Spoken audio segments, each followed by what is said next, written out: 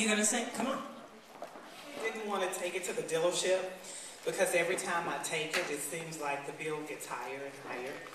And so I was like, I didn't have a peace of mind because when you're a single mom, you're taking care of your children, your car is not working, you don't want it to stop, you don't want any accidents. And so a family adopted me. Their name is Chris and Chastity. She called me and she said, we put on the list that, you put on the list you want your car fixed, so we're fixing your car. And I went yesterday. They looked at my whole car and looked at the tires. He asked me what was concerning me. And I told him the tires, an oil change.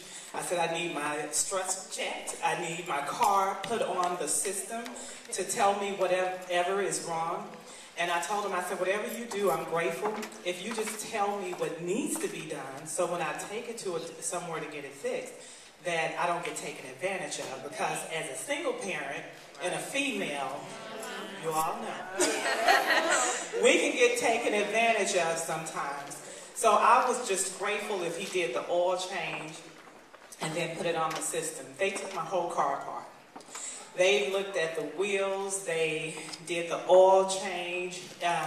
He and another mechanic was working on it, and then he asked me to come out. I live near a field, and I had always seen the little critters running around the field. Thank God they hadn't made it into the house. But he took me out and he said, come here, I want to show you something. And he pulled the hood up. Well, up under my hood was a lot of candy.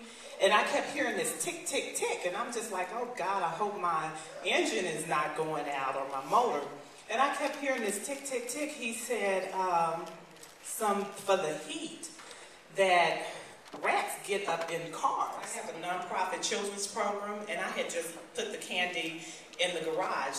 They were taking the candy, putting it into the car.